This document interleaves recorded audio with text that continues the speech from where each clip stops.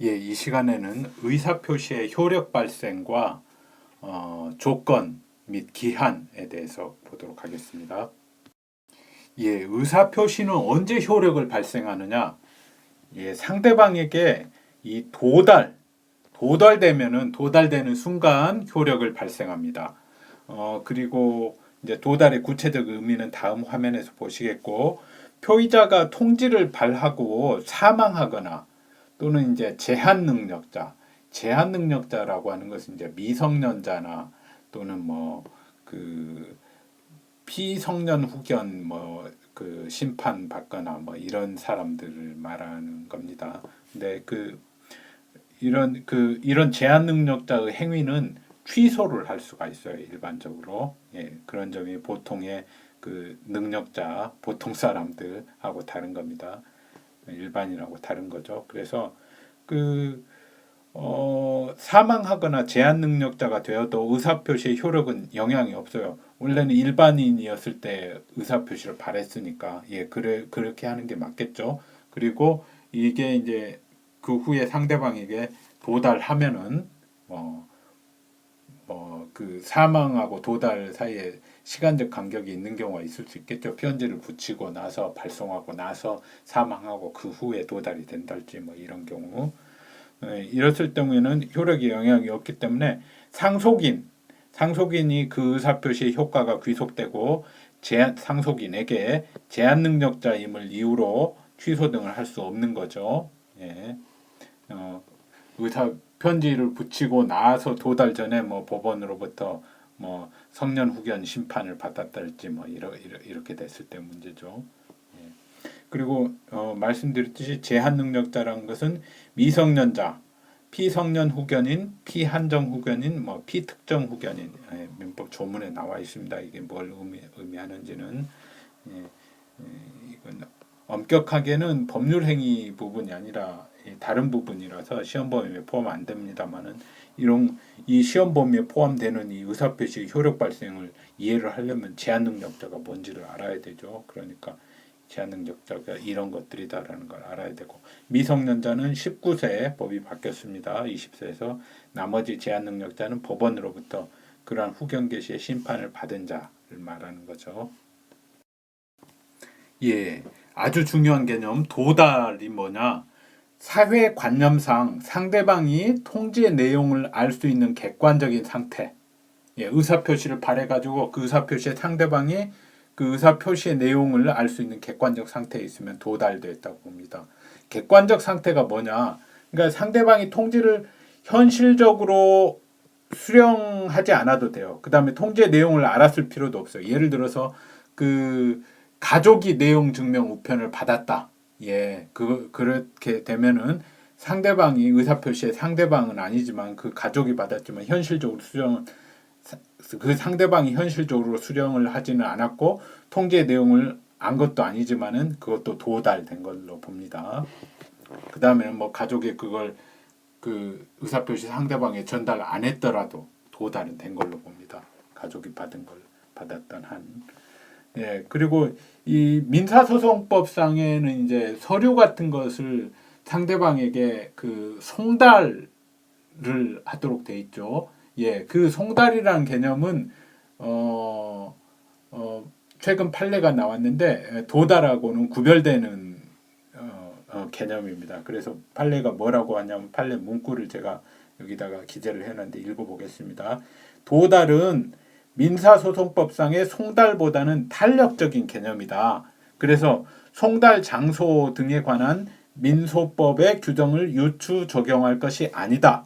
따라서 민사소송법상 1차적 송달 장소인 채무자의 주소, 거소, 영업소 또는 사무소로 배달을 시도하지 않고 곧바로 2차 송달 장소예요. 여기가 채무자 경영회사의 사업장은 이 거소, 영업소, 사무소하고는 좀 다르거든요. 영업소, 사무소는 개인 사업자의 영업소, 사무소를 말하는 거고 채무자 경영회사는 법인이지 않습니까? 회사는 하나의 법인이거든요. 거기 사업장은 이제 이 2차 송달 장소에 해당돼요. 근무 장소에 해당되므로 해당됩니다. 그래서 곧바로 보냈으면 민사소송법상 송달로서는 무효예요. 송달의 효력이 없어요.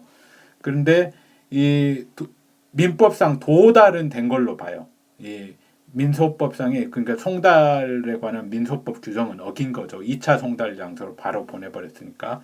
그래서 이 채권 양도 통지서를 곧바로 채무자 경영 회사 사업장으로 배달을 했더라도 원래는 1차 송달 장소로 먼저 보내고 민소법상 송달이라면 그게 안 됐을 경우에만 2차 송달 장소로 해야 되는데 이 도달이라는 것은 꼭 그렇게 민소법상 송달 규정을 꼭 따라야 될 필요는 없기 때문에 따르지 않고 바로 보냈더라도 이것도 사회관념상으로는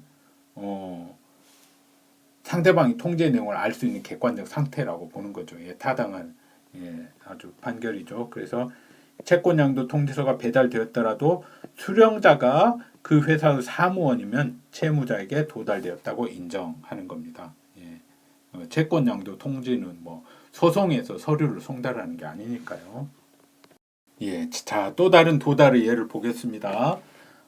채권 양도의 통지서가 들어있는 우편물을 채무자의 가정부가 수령한 직후 같은 집에 있던 이 양도인이 자기가 채권 양도 통지서를 우체국에서 그 집으로 같은 집에 살고 있는 그 채무자에게 채무자 집에 같이 살고 있으면서 그 우편물을 붙였어요. 그래서 우편 배달부 오는 시간에 받쳐서 가정부가 받으니까 양도인이 그 우편물을 바로 회수해 버렸어요. 그러면 그런 경우에는 채무자에게 도달된 것으로 볼 수 없는 거죠. 객관적 상태가 아니라고 보는 거죠. 그 다음에 우편 배달할 때 이제 국가에서 우편 법령 어떤 누구한테 배달하라 뭐 이런 규정들이 있죠. 누가 받을 수 있는가. 근데 꼭 그대로 했다고 하더라도 우편법상의 규정을 지켜서 배달이 됐다고 하더라도 꼭 도달된 것으로는 볼 수 없다는 판례입니다. 읽어보겠습니다. 우편 법령들의 규정 취지는 우편 사업을 독점하고 있는 국가가 배달 위탁을 받은 우편물의 배달 방법을 구체적으로 명시하여 그 수탁 업무의 한계를 명백히 한 것으로서 위 규정에 따라 우편물이 배달되면 우편물이 정당하게 교부된 것으로 인정해 국가의 배달 업무를 다했다는 것일 뿐 우편물의 송달은 여기서 엄격한 민소법의 송달이 아니라 그냥 우편물의 배달이라는 것과 같은 개념입니다. 우편물의 송달로서 달성하고자 하는 법률 효과까지 발생하는 것은 아니므로 위 규정에 따라 우편물이 배달되었다고 하여 언제나 상대방이 있는 의사표시의 통지가 상대방에게 도달했다고 볼 수는 없다. 어떤 경우냐면요. 집배원으로부터 청문서를 수령한 빌딩 건물 경비원, 우편법상으로는 빌딩 건물 경비원에게 줘도 돼요. 하지만 이 빌딩 경비원이 의사표시의 상대방이나 그 동거인 또는 고용인에게 위 청문서를 전달하였다는 입증이 없는 경우 그것까지 증명을 해야 돼요. 의사표시를 수령한 사람은. 이 수령자가 빌딩 건물 경비원으로 이렇게 나와 있으면은 그런 입증을 못하면은 청문서가 그 상대방에게 도달되었다는 게 부정되는 것입니다. 또 다른 판례를 보겠습니다. 우편물이 내용 증명 등 등기 취급의 방법으로 발송된 경우에는 반송되는 등의 특별한 사정이 없는 한 그 무렵 수취인에게 도달되었다고 추정된다. 등기 취급으로 발송되었다는 사실만 증명하더라도 이제 도달이 추정되니까 이 수취인 측에서 받지 않았다고 주장하는 측에서 이거 받지 않았다라는 것을 증명을 해야 돼요. 근데 요새는 이제 발송 사실뿐만 아니라 도달 사실까지 대부분 증명이 되죠. 내용 증명을 했으면은 할 수 있죠. 근데 어쨌든 이 발송 사실만 인정해도 도달되었다고 추정됩니다. 그런데 이 판례와 같이 빌딩 건물 경비원이 배달받은 것만으로 보통 그 배달 증명서에 누가 받은 사람까지 다 나옵니다. 내용 증명 한번 보내보시고 한번 확인해 보세요. 그래서 이 빌딩 건물 경비원이 배달받는 것은 도달이 부정되며 수취인이나 그 가족이 실제로 거주하지 아니하고 전입 신고만 해두었고 주민등록지 거주자에게 우편물 수령 권한을 위임하였다 보기 어렵다면 역시 도달이 부정됩니다. 이런 경우도 예. 그래서 내가 주소지는 거기지만은 실제로 살지는 않고 있습니다라는 걸 증명을 하면은 그리고 수령 권한도 위임하지 않았다는 것도 증명이 되면은 그 도달이 안 됐다고 법원이 판단을 합니다. 예, 그리고 의사 표시를 받는 사람은 그 행위 능력이 있어야 됩니다. 행위 능력이라고 하는 것은 이제 그 제한 능력자가 아니라는 의미죠. 그래서 의사 표시의 상대방이 이를 받은 때에 제한 능력자인 경우에는 그 의사 표시로 대항을 하지 못해요. 이게 무슨 말이냐면 의사 표시의 상대방이 나 제한 능력자이기 때문에 이거 의사 표시가 나한테 도달됐다고 하더라도 그 의사 표시는 효력이 없습니다라고 말을 해버리면 진짜 효력이 없게 된다는 겁니다. 예. 그러나 법정 대리인이 도달을 안 뒤에는 그러하지 않아요. 대항을 할 수가 있어요. 야, 이거 도달됐고 법정 대리인 알았으니까. 법정 대리인이라는 것은 이제 제한 능력자에게는 법정 대리인이 이제 선임이 됩니다. 예, 그 뭐 미성년자의 부모나 이런 사람들 법정 대리인이죠. 그다음에 의사 표시의 철회를 보겠습니다. 의사 표시를 발신했다고 하더라도 그 도달 전에는 의사 표시를 철회를 할 수가 있습니다. 도달 후에는 철회할 수 없음이 원칙이고요. 근데 이제 발신 시에 도달 후에도 철회할 수 있다고 유보 이렇게 이야기한 경우에는 도달 후에도 철회가 가능합니다. 그 다음에 이제 앞에서 보신 그 집권법에서 등에서 본 그 서면 합의에 의한 결의 간주라는 게 있죠. 예, 그런 경우에는 이렇게 모이지 않고 사람들이 서면으로만 이렇게 결의를 대신하는 걸 말하죠. 그 결의가 유효하게 성립하기 전까지는 그 결의에 대한 동의를 철회를 할 수가 있습니다. 예.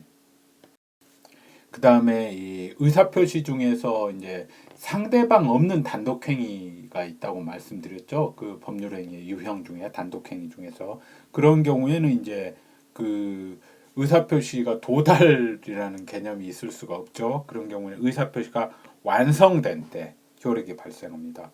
그 다음에 그 의사표시의 공시송달이라는 제도가 있는데 표의자가 과실이 없이 상대방을 알지 못하거나 상대방의 소재를 알지 못하는 경우에는 민소법의 공시송달 규정에 의해서 송달할 수 있습니다. 예. 예, 근데 의사표시 중에서 도달이 아니라 발신이 기준이 되는 경우가 있습니다. 이 도달주의 원칙에 대한 예외죠. 아주 중요하죠. 시험에도 잘 나옵니다. 잘 기억해 두셔야 되는데 조문을 한번 보도록 하겠습니다. 법령집을 펴시고 보시기 바랍니다. 먼저 그 제한 능력자의 법률 행위에 대한 추인 여부 15조.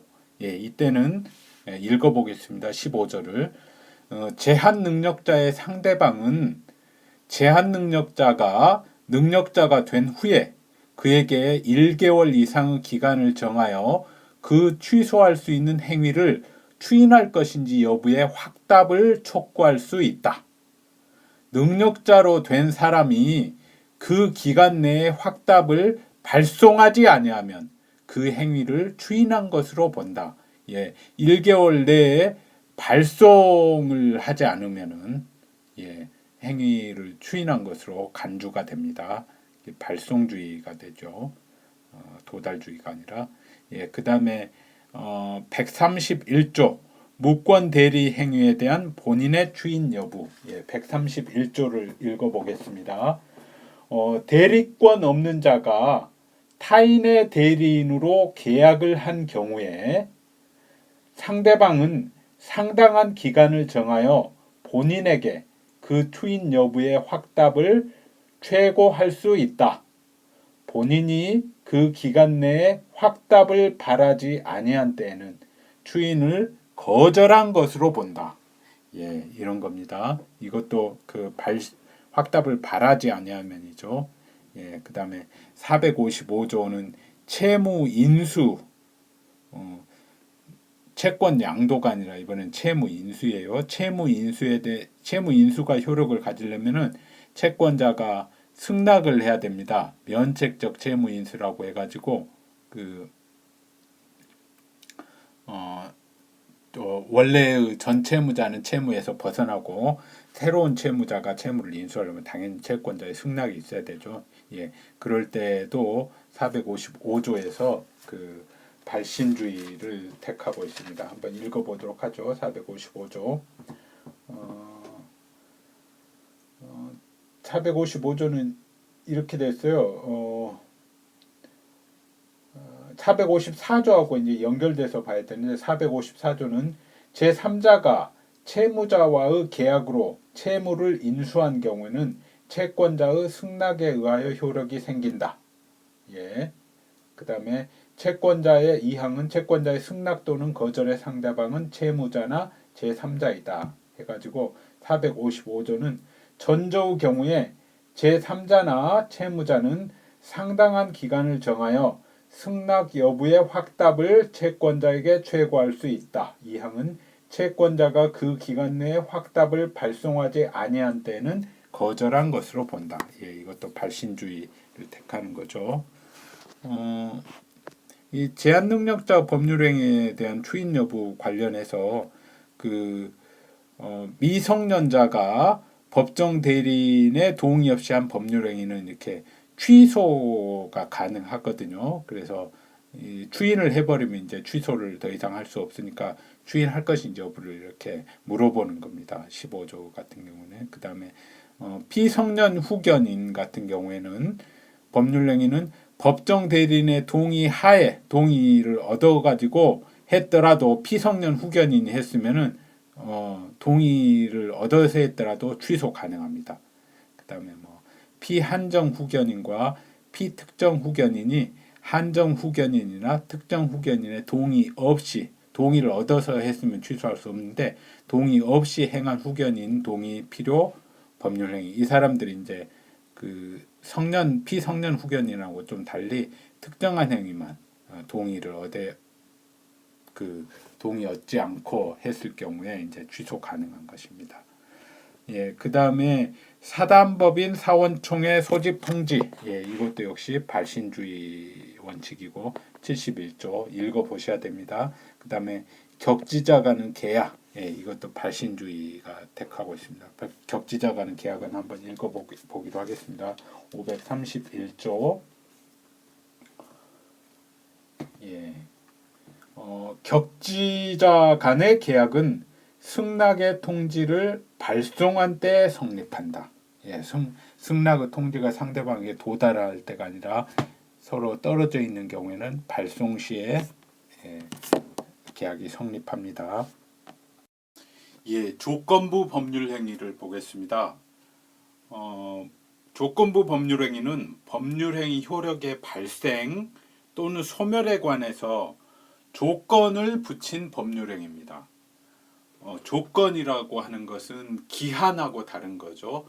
기한은 그 도래가 확실한 사실이고 조건은 성취 여부가 불확실한 장래의 사실. 기한은 장래의 사실이긴 한데 도래가 확실한 것이고 예, 그런 점이 다르죠. 그래서 법률행위 효력 발생에 관한 조건이 정지 조건이고, 예, 그런 조건을 둘로 나눌 수 있는데, 효력 발생에 관한 조건이 정지 조건, 법률행위 효력의 소급적 소멸에 관한 조건이 해제 조건입니다. 정지 조건의 예를 보면은 매매에서 매매계약 체결 시에 매수인에게 목적물을 인도하되 소유권은 매수인이 대금을 완납해야지 이전된다고 하는 약정. 예, 그런 건 이 소유권이 매수인의 대금 지급을 정지 조건으로 이런 약정은 동산의 할부 매매에서 주로 체결되죠. 그래서 인도와 동시에 소유권이 이전되는 일반적 동산 매매하고 구별되죠. 이런 것들을 소유권 유보부 매매라고 합니다. 예. 그리고 이제 해제 조건의 예로는 주택 건설을 하기 위해서 토지를 매매하면서 만약에 이제 건축 허가가 불어되면은 이를 무효로 한다라는 약정은 해제 조건인 거죠. 건축 허가가 불어되면은 토지 매매 효력이 소멸되는 거니까요. 예. 예, 그리고 조건이 선량한 풍속, 기타 사유질서에 위배되면 그 조건은 물론 법률행위 자체가 무효입니다. 선량한 풍속, 기타 사유질서라는 것은 이제 뒤에 배우겠습니다만은 그런 행위는 선량한 풍속, 기타 사유질서에 위배되는 법률행위는 무효인데 조건이 그런 경우에는 조건뿐만 아니라 법률행위도 무효입니다. 예를 든다면 뭐 갑이 위조 지폐를 만드는데 성공하면은 우리 갑에게 매달 뭐 얼마씩을 지급한다. 뭐 이런 조건을 달면은 얼마씩 지급한다는 것 자체는 그거 따로 떼어놓고 보면은 뭐 선량한 풍속 기타 사회질서 위반한 법률행위는 아닙니다만은 조건이 그러 선량한 풍속 기타 사회질서 위배되니까 법률행위 자체가 무효입니다. 그래서 위조지표 만드는데 성공했다고 하더라도 줄 수가 없죠. 예, 위조지폐를 단순히 실험 용도로 하는 게 아니라 이제 그걸 직접 사용할 용도로 하면 이제 범죄 행위니까요. 그럴 경우에 다음에 그 조건이 법률행위 당시 이미 성취한 것인 경우에 그 조건이 정지 조건이면은 조건 없는 법률 행위가 되고 해제 조건이면은 법률 행위는 무효입니다. 예, 이걸 제 말만 그냥 이렇게 들어보시지 말고 머릿속으로 잘 생각을 해보시기 바랍니다. 강의 끝나고 한번 이렇게 교재 읽으면서 머릿속으로 자기가 공부한 것 스스로 공부하는 게 진짜로 자기 것이 되는 겁니다. 그 다음에 조건이 법률행위 당시 이미 성취할 수 없는 것인 경우, 예, 당시에 이제 조건이라는 것은 원래 그 도래가 불확실한 장래의 사실인데 이건 사실은 이미 이제 성취할 수 있는 것인지 없는 것인지 결정된 거니까 실질 진짜로 조건은 아닌데 하여튼 법률에 그렇게 그런 경우에는 이렇게 한다라고 규정이 되어 있는 겁니다. 조건이 법률행위 당시 이미 성취할 수 없는 것인 경우에는 그 조건이 정지 조건이면 그 법률행위는 무효이고 당사자들은 몰랐어요. 예, 그럴 경우 그 조건이 정지 조건이면 그 법률행위는 무효이고 해제 조건이면은 조건 없는 법률행위가 된다. 예. 예, 그러면 모든 법률행위에 조건을 붙일 수 있느냐? 그렇지 않습니다. 조건을 붙일 수 없는 법률행위가 있습니다. 어떤 거냐면 단독행위나 신분행위 이런 것들은 조건을 붙이면은 법률행위 전체가 무효가 됩니다. 당사자가 그 특별히 조건을 붙인 이유는 그 조건이 없으면은 본체인 법률행위를 하지 않겠다는 의사일 것이기 때문이죠. 예, 단독행위 중에서는 이렇게 원칙적으로는 조건을 못 붙이는데 붙일 수 있는 경우가 세 가지가 있죠. 첫째는 상대방이 동의를 한 경우 조건 붙이는데, 두 번째 상대방에게 이익만 주는 경우, 채무 면제 어떻게 되면 채무를 면제해 주겠다라는 그런 행위. 그다음에 세 번째 상대방이 결정할 수 있는 사실을 조건으로 한 경우, 예컨대 이행지체에 빠진 상대방에게 일정한 기간을 정하여 채무 이행을 최고하면서 그 기간 내에 이행하지 않는 경우 계약을 해제한다라는 정지조건부 계약 해제 의사표시. 해제할 때 배운 것 같습니다. 얘는 조건을 붙일 수 있다. 예. 그리고 신분행위 붙일 수 없다고 말씀드린 신분행위 예로는 혼인, 입양, 인지, 이혼 이런 것들이 신분행위죠. 예, 조건의 성취와 불성취를 보겠습니다. 어떤 경우에 조건이 성취된 것으로 보고 어떤 경우에는 또 성취되지 않은 것으로 보느냐. 얼핏 생각하면은 명백할 것 같은데 그렇지 않은 경우가 있습니다. 보기로 하죠. 약혼 예물 같은 걸 수수하는 경우가 있죠. 약혼 시에. 그때 이 약혼 예물 수수는 그 분석을 해보면은 혼인의 불성립을 해제 조건으로 하는 증여이거든요. 예, 판례가 그렇게 해석합니다. 혼인이 불성립하면은 돌려줘야 되는 겁니다. 약혼 예물은. 네, 약혼 예물을 수수한 후 혼인이 성립하였다 하더라도 예물 수령자가 혼인 당초부터 성실히 혼인을 계속할 의사가 없고 그로 인하여 혼인의 파국을 초래한 경우에는 신의 측에 비추어 혼인 불성립이라는 해제 조건이 성립되었다고 본다. 예, 여기서 신의 측이라는 말이 나오는데요. 민법에서 그 2조에서 이렇게 규정하고 있습니다. 권리의 행사와 의무의 이행은 신의에조차 성실히 하여야 한다. 예, 이렇게 규정되어 있는 거. 이걸 이제 신의 측이라고 하거든요. 이게 법적 효력이 있기 때문에 신의 측에 비추어 혼인 불성립이라는 해제 조건이 성취되었다고 봐버립니다. 그러나 일단 혼인이 성립하여 상당 기간 지속된 경우에는 설사 예물 수령자의 책임에 의하여 혼인이 파탄에 이르렀다 하더라도 약혼예물 중에는 확정적으로 유효하다. 예, 이렇게 봅니다. 예, 그리고 150조에서는 그 조건의 성취로 인해서 이익을 받을 사람이나 또는 불이익을 받을 사람이 신의 측에 위반해 가지고 조건을 성취되지 않게 한달지 또는 조건이 일부러 성취되게 막 한달지 하는 경우에 관해서 규정하고 있습니다. 예, 1항을 보죠. 1항은 조건의 성취로 인하여 불이익을 받을 당사자가 신의 성실에 반하여 조건의 성취를 방해한 때는 상대방은 그 조건이 성취한 것으로 주장할 수 있다. 예, 이때 이제 조건 성취가 의제되는 시점은 이러한 신의 성실에 반하는 행위가 없었더라면 조건이 성취되었으리라 추산되는 시점인데, 예, 예를 들어서 보죠. 어떤 경우가 이제 그 신의 성실에 반해서 조건 성취를 방해한 것인가? 이 공사를 완공하여 준공 필증을 제출하는 것을 정지 조건으로 하여 공사대금 채무를 부담하거나 이 채무를 보증한 사람은 위 조건의 성취로 인해서 이제 불이익을 받을 당사자이므로 이들이 위 공사에 필요한 시설을 해주지 않을 뿐만 아니라 공사장의 출입을 통제함으로써 나머지 공사를 성취할 수 없게 수행할 수 없게 하였다면 이것이 과실에 의한 경우에도 신의 성실에 반하여 조건의 성취를 방해한 때에 해당한다. 예, 이렇게 이런 판례가 있습니다. 이게 판례입니다. 잘 기억을 해 두셔야 되고, 보통 신의 성실은 왜 반한다고 하면 아주 나쁜 사람들이니까 고의인 경우에만 신의 측에 어떤 행위를 했을 때 이제 신의 측에 반한다고 하는데, 과실에 의한 경우에도 이렇게 신의 측에 반할 수 있다라고 하는 판례입니다. 그 다음에 이제 조건의 성취로 인하여 이항은 이익을 받을 당사자가 신의 성실에 반하여 조건을 성취시킨 때는 상대방은 그 조건이 성취되지 아니한 것으로 주장할 수 있다라고 하고 있습니다.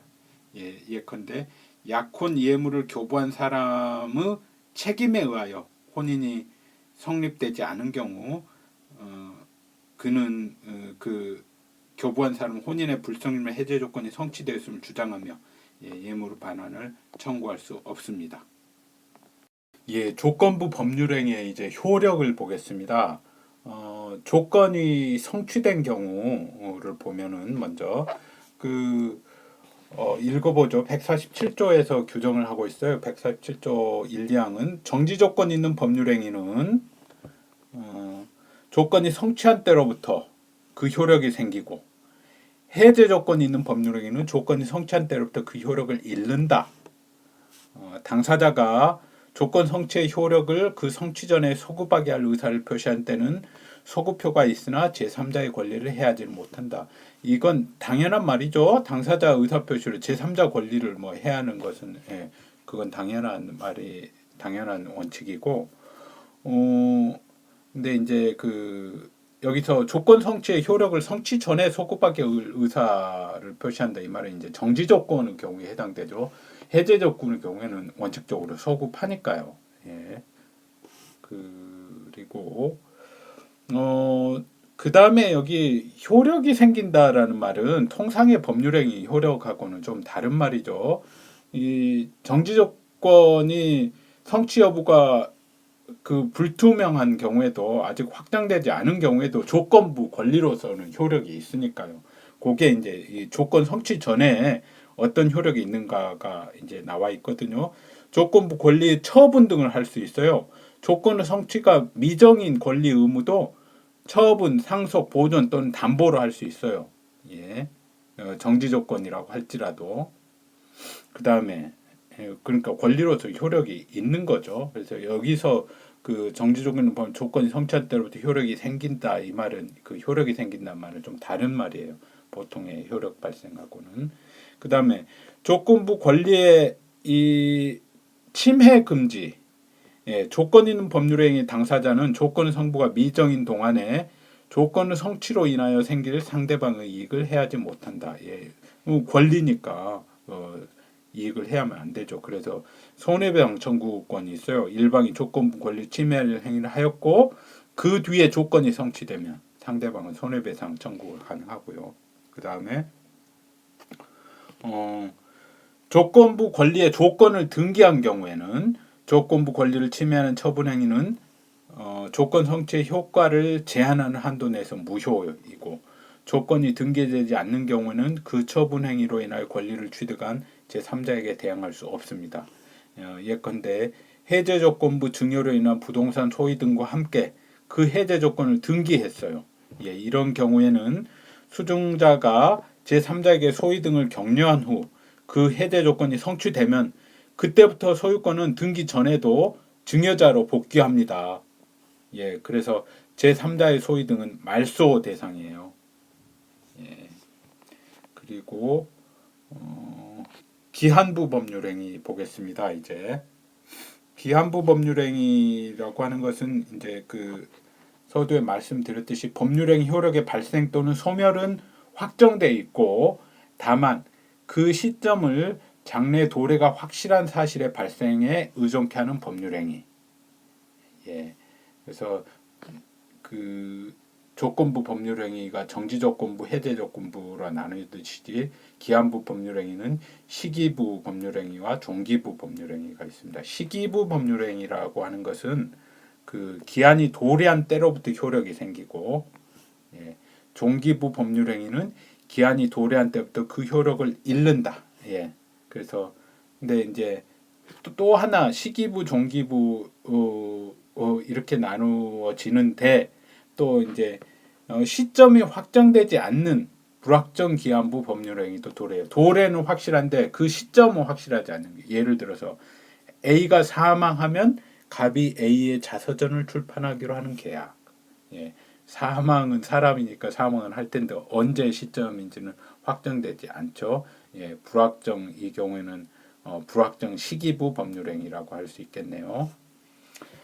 그리고 기한부 권리도 조건부 권리와 마찬가지로 처분, 상속, 보존 또는 담보로 할 수 있고 기한부 법률의 당사자도 도래하기 전에 기한의 도래로 인해 상대방의 이익을 해하지 못하고요. 기한부 법률행위의 대표적인 예로 채무 이행에 기한을 붙이는 거, 예, 그게 대표적이죠. 그 다음에 단독행위와 신분행위는 기한을 붙이지 못합니다. 조건부 법률행위와 마찬가지로. 예, 이제 기한의 이익에 대해서 보겠습니다. 기한의 이익이라고 하는 것은 채무 이행의 기한이 도래하지 않음으로써 당사자가 받는 이익, 보통은 이제 채무자가 받는 이익인데 상황에 따라서는 채권자도 가질 수 있어요. 예, 여기 나와 있듯이 구체적 사정에 따라서 판단을 하는 겁니다. 그래서 기한의 이익을 갖는 당사자는 법률행위 종류, 왜 누가 기한의 이익을 갖느냐 이건 기한의 이익을 이익을 갖는 자가 포기를 할 수 있거든요. 이익 갖지 않는 자가 마음대로 포기를 할 수 없는 거니까 그런 것과 관련해서 누가 기한의 이익을 갖는지가 중요한 겁니다. 그래서 법률행위 종류나 당사자의 약정 또는 법률행위 당시 구체적 사정에 따라서 정해집니다. 그래서 무상 임치라고 하는 것은 맡겨두는 거죠. 물건을 타인에게 기간의 정함이 있는 경우에도 임치인에게 임치인은 이 경우에는 이제 채무자가 아니라 채권자죠. 그걸 다시 되돌려 받을 채권자인데 이 경우에는 무상이기 때문에 채권자에게 기한의 이익이 있는 겁니다. 은행 정기예금 경우에는 은행에도 기한의 이익이 있고 그 다음에 채권자 고객에게도 기한의 이익이 있습니다. 그 다음에 법은 이 기한의 이익은 채무자를 위해 존재하는 것으로 추정을 하고 있어요. 그래서 기한의 이익이 누구를 위해 존재하는 것이 불분명한 경우에는 채무자를 위해서 존재하는 것으로 추정이 됩니다. 예, 그 다음에 기한 이익의 포기가 나왔습니다. 기한 이익의 포기라고 하는 것은 말씀드렸듯이 이게 일종의 권리니까 포기가 가능해요. 기한 이익도 근데 이제 상대방의 이익을 해서는 안 돼요. 그래서 따라서 기한 이익이 당사자 일방에게만 존재하는 경우에는 상대방에 대한 의사 표시로 포기 가능하죠. 근데 기한 이익이 상대방도 있으면 상대방 이익을 해야지 못하니까 마음대로 못하는 거죠. 예를 들어서 무이자 소비대차의 경우에 차주 빌린 사람, 이런 사람은 기한 이익은 그 사람한테만 있으니까 마음대로 포기할 수 있죠. 무상임친, 매수인의 매매대금 채무 이런 것들 이익을 갖는 자가 언제든지 포기할 수 있어요. 근데 상대방을 위해서 존재하는 경우에는 포기가 불허되는 경우가 있고 포기가 허용되는 경우더라도 상대방이 입은 손해를 배상해야 됩니다. 예를 들어 보죠. 매매에 있어서 매도인이 매수인에게 계약을 해지하겠다는 의사표시를 하고 일정한 기한까지 해약금의 수령을 최고하였다면 해약금 했을 때 받던 판례입니다. 중도금 등 지급기일은 매도인을 위하여서도 기한의 이익이 있는 것이므로 매수인은 매도인의 의사에 반하여 중도금 지급기일 전에 이행할 수 없고 의사에 반해서 중도금 그러니까 포기가 불허되는 거죠. 이런 경우에는 의사에 반해서는. 그 다음에 이자부 소비대차의 채무자는 이때는 이제 포기는 할 수 있는데 이행기까지 이자를 지급하여야 상대방이 입은 손해를 배상하는 거죠. 지급하여야 기한 전에 변제할 수 있습니다. 이런 기한 이익이 이제 포기가 아니라 자기의 의사에 의하지 않고 상실되는 경우가 있습니다. 이도 아주 중요한 부분입니다. 그래서 기한 이익 상실의 사유는 법률에 규정되어 있는 사유하고 법률에 어떤 경우에 기한 이익을 상실한다라는 규정이 있어요. 다음에 보겠습니다. 그 다음에 당사자가 약정을 해서 어떤 경우에는 기한 이익을 상실한다라고 할 수가 있어요. 그리고 또 사유만 발생하면 바로 기한이 도래하는 사유도 있고 그 다음에 채권자의 의사표시가 별도로 있어야지 기한이 도래하는 사유가 있어요. 기한이익 상실 사유는 또 이 법률에 규정되어 있는 사유하고 그 다음에 당사자 약정에 있는 사유하고 이렇게 나눌 수도 있고 그 다음에 사유만 발생하면 기한이 바로 도래하는 사유하고 채권자 의사표시가 또 그에 더불어 있어야지 별도로 있어야지 도래하는 사유 이렇게 나눌 수도 있고 이런 말입니다. 그래서 이제 이 책에서는 이제 여기서는 법정 기한이익 상실 사유하고 그다음에 약정 상실 사유하고 이렇게 나눠서 보죠. 법정 기한이익 상실 사유로는 388조에서 규정을 하고 있어요. 그래서 388조 보시면은 한번 읽어보도록 하죠. 388조를 이게 이제 그 채권편에 있는데 이것도 엄밀하게는 또 계약편이 아니니까는 이렇게 안 들어가지만은 또 법률행위 이 기한이익 상실과 관련해서는 또 이렇게 알아야 되지 않습니까? 388조 보시면 채무자는 다음 각호 경우에는 기한의 이익을 주장하지 못한다.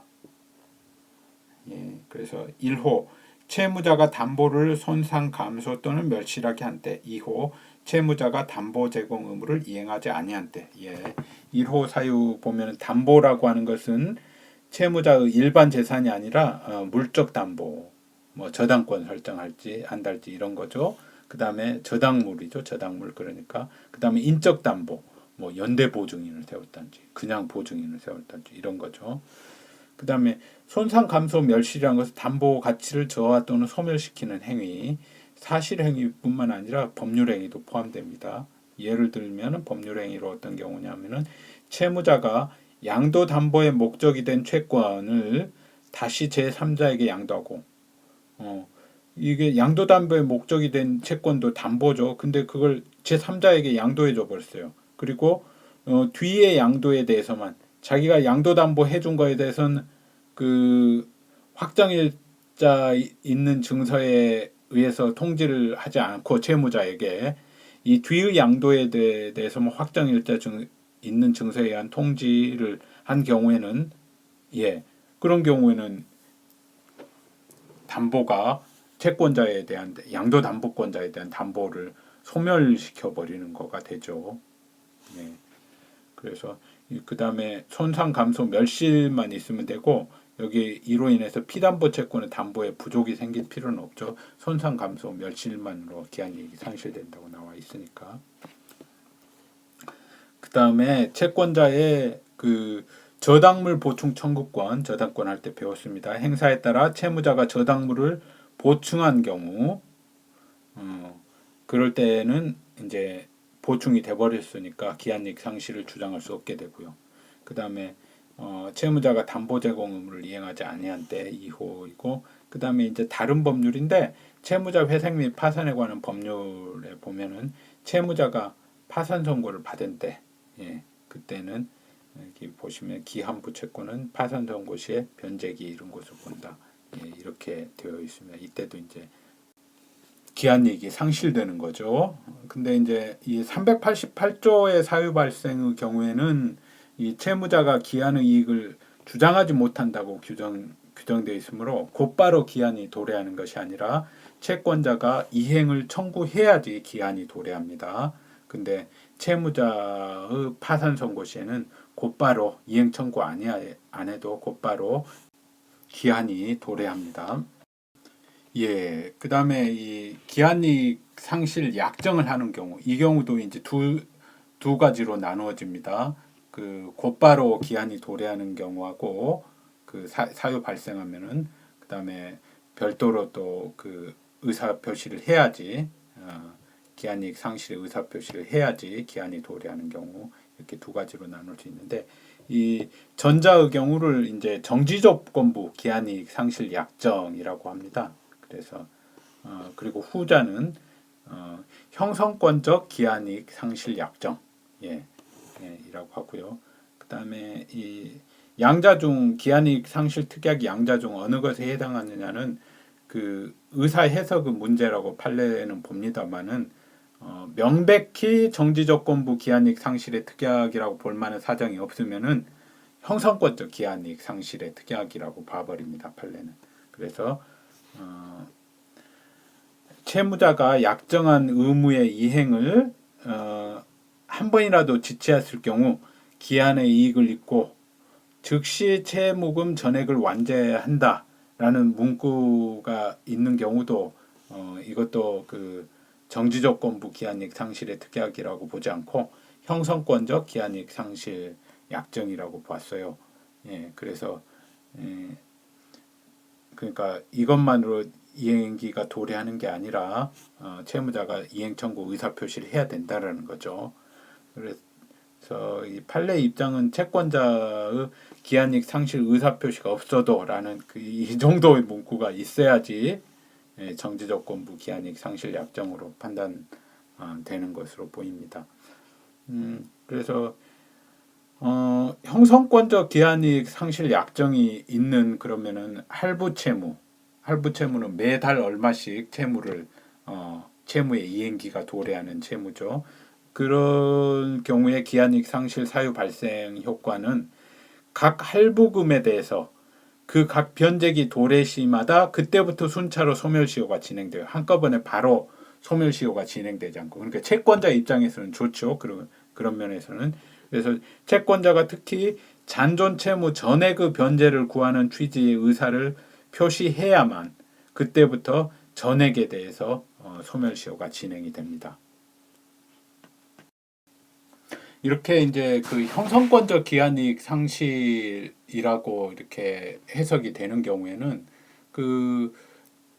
그런 사유가 발생한다고 하더라도 저 지연 손해금 같은 걸 청구를 할 수가 없어요. 아직 이행기 가만히 있으면은 이행 청구를 별도로 해야지 그때부터 지연 손해금이 발생하고 이행 청구를 안 하고 상실 사유만 발생했으니까 이제 기한이익 소멸됐겠지 하고 가만히 있으면은 지연 손해금 발생 안 합니다. 이행기가 아직 도래한 게 아니니까.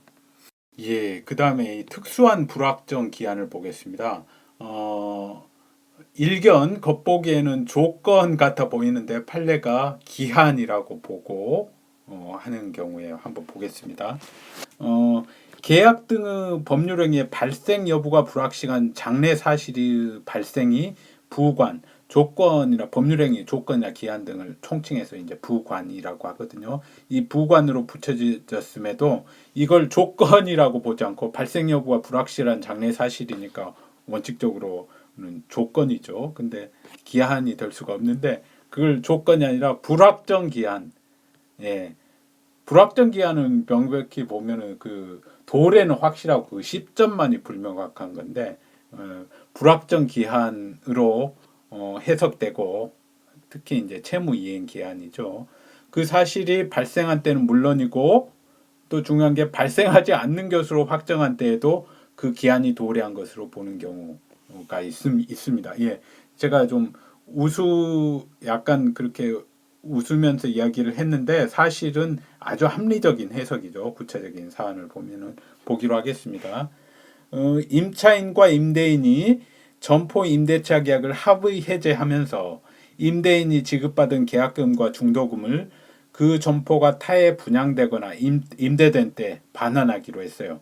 예, 합의 해제했으면 바로 반환을 해야 되는데 나중에 뭐 임대인의 자금 사정이나 뭐 이런 걸 고려해서 그렇게 했겠죠.